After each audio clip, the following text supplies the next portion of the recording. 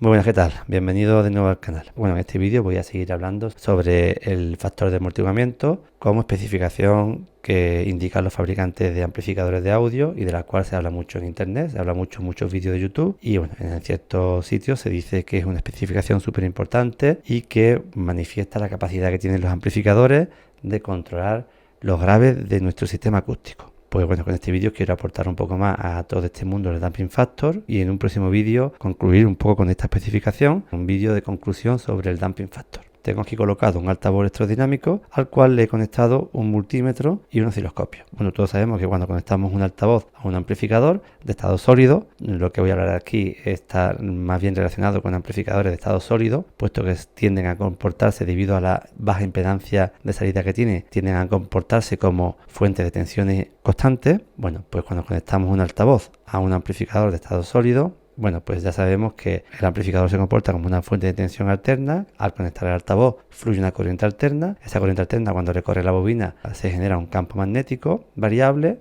en función de la dinámica de la música. Ese campo magnético interacciona con el imán del altavoz, con el núcleo magnético del altavoz. Se produce un movimiento de la bobina. Tenemos el cono solidario de la bobina y por consiguiente se mueve el cono. En última instancia, el movimiento del cono provoca una onda sonora que viaja hasta nuestros oídos, podemos disfrutar de la música. Eso lo sabemos todos. También sabemos que este tipo de sistema, digamos, entre comillas, es reversible. ¿Qué quiere decir? Quiere decir que si bien una energía eléctrica provoca un movimiento mecánico, pues si yo provoco un movimiento mecánico, voy a obtener una energía eléctrica en las bornas del altavoz. Esa energía eléctrica se conoce como fuerza electromotriz inducida. Es decir, si yo muevo el cono del altavoz, se va a mover la bobina dentro del imán y se va a inducir en la bobina una fuerza electromotriz, es decir, unos voltios, un voltaje. Ese voltaje va a estar en función, evidentemente, del movimiento que yo le realice al cono. Ese voltaje lo podemos ver de dos formas diferentes. Bien con el multímetro, y vemos su valor RMS, o bien con el osciloscopio y vemos la forma de onda que tiene ese voltaje. Si observamos el multímetro, yo voy a aplicar un impulso al altavoz y vamos a ver que efectivamente en la bobina del altavoz se induce un voltaje que medirá el voltímetro. Mirad,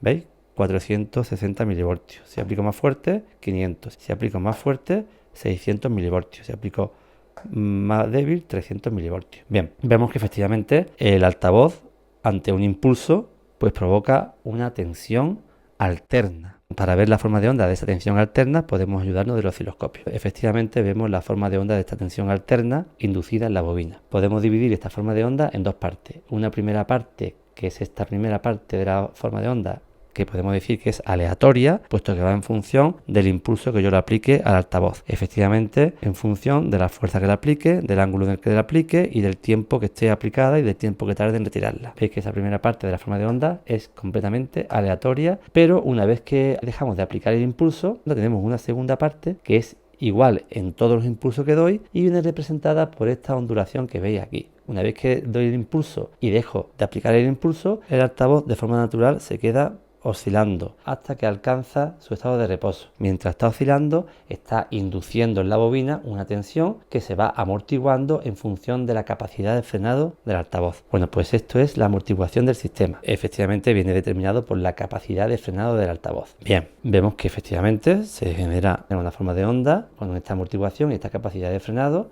Y podríamos pensar de que esa tensión viaja hasta nuestro amplificador por los cables y de alguna forma empeora la reproducción musical y podría afectar a nuestro sistema acústico y en última instancia a nuestra experiencia de escucha musical. Bien, tenemos que tener en cuenta evidentemente es que el altavoz no lo utilizamos así sin conectar al amplificador. El altavoz en primer lugar va conectado a un crossover. Bueno, vamos a obviar el crossover ahora, que también tiene un efecto sobre todo esto que estamos viendo, pero bueno, vamos a obviar el crossover y vamos a quedarnos con el concepto de lo que quiero transmitir en el vídeo. Si conectamos este altavoz a un amplificador, al hacer la conexión, esa fuerza electromotriz, ese generador de fuerza electromotriz interna del altavoz, queda conectado en serie con la resistencia interna de la bobina y con la resistencia interna del amplificador y evidentemente con la resistencia interna de los cables. Si yo, por ejemplo, este altavoz que tiene una impedancia nominal de 8 ohmios lo conecto a un amplificador, vamos a suponer que tenemos un amplificador que tenga una resistencia interna de 8 ohmios, Bueno, pues si acudimos a la fórmula del damping factor, sabemos que la fórmula del damping factor o el concepto del damping factor nos indica que es la impedancia nominal de carga dividido de la impedancia interna del amplificador. Bueno, pues en este supuesto que estamos pensando, en el que tenemos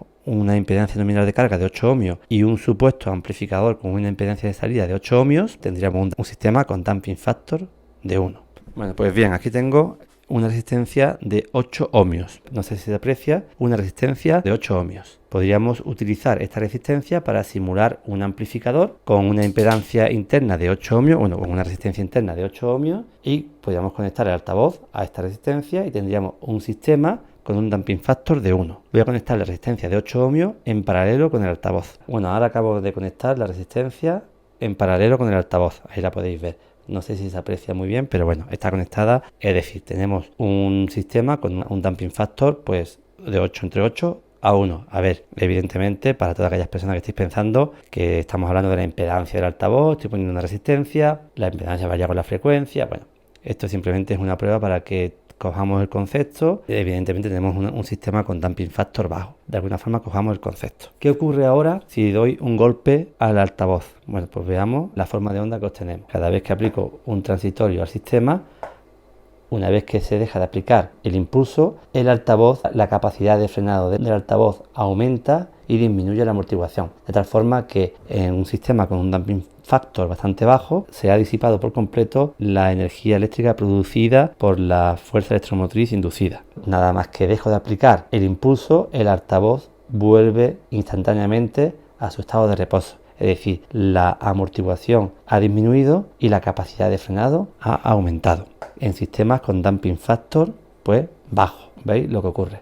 Ya no ocurre esa amortiguación y ese tiempo que tardaba en alcanzar su posición de reposo al sistema mecánico a través de la amortiguación del mismo. Si quito la resistencia, volvemos a tener nuestro sistema con una capacidad de frenado y una amortiguación característica. Bueno, con esta prueba hemos visto que con damping factor bajo la capacidad de frenado del altavoz aumenta disminuyendo la amortiguación del sistema. Bueno, realmente esto es una prueba muy sencilla, todo se podría ver matemáticamente a través de modelos mecánicos y acústicos, eléctrico, mecánico y acústico, pero bueno, lleva una matemática bastante engorrosa, no es el objetivo de este vídeo, pero se demuestra que damping factor bajo pues controlan la amortiguación del altavoz. La fuerza electromotriz inducida ve una suerte de resistencias en serie, como por ejemplo la resistencia interna de la bobina, la resistencia de los cables, la resistencia interna del amplificador. Por supuesto, en sus equivalentes mecánico y acústico, las resistencias mecánicas y acústicas quedarían en serie con la resistencia eléctrica. Ya os digo que eso sería en modelos matemáticos más complejos. Y principalmente esa energía inducida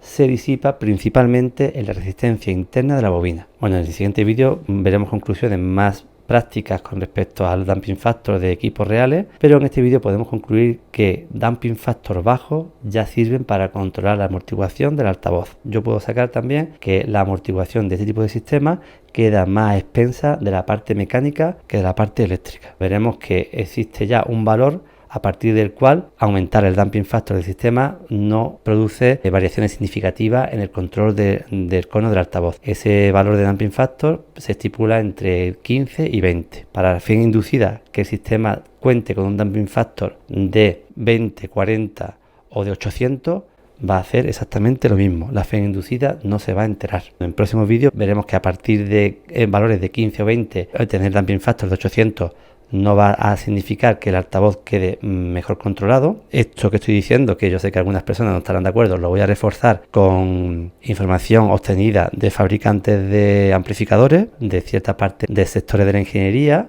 muy reconocidos, de fabricantes de altavoces y de fabricantes de amplificadores. Bueno, espero que este vídeo sirva para que tengáis mayor criterio a la hora de elegir vuestro equipo. Y bueno, yo personalmente, esto es una opinión personal mía, el damping factor no es representativo de la calidad de un amplificador. Damping factor muy alto no significa que sean mejores amplificadores y que vayamos a escuchar la música mejor que con amplificadores que cumplan este mínimo de damping factor por el cual el sistema queda a expensas de la parte mecánica y no de la parte eléctrica, y que no es una especificación que marque la compra de un equipo de audio. Esa es una opinión personal mía. Bueno, pues nada, pues espero que esto aporte a el concepto del dumping factor. Cualquier discusión la podemos tener respetuosamente en la caja de comentarios. En estas sencillas pruebas puedo cometer algún error. Si cometo ese error, bueno, pues se comenta, se discute de forma constructiva para que todos aprendamos en este mundo del audio. Tened claro que no soy una persona que oculte comentarios, como por ejemplo en otros canales de YouTube y algunos bastante famosos que ocultan comentarios, pero bueno, sí es verdad que puedo llegar a eliminar algún comentario que tenga alguna falta de respeto o algún insulto hacia mi persona o hacia algún miembro de la comunidad. A mí me gusta siempre un respeto, mantener una profesionalidad y por supuesto un talante de aprender. La electrónica es un mundo amplio, complejo, todos podemos dejarnos algún detalle atrás y todo se puede hablar y discutir. Por supuesto, esto simplemente son pruebas para que entre todos aprendamos y esa es la idea de este tipo de vídeos. Bueno, pues nada, pues ya me despido.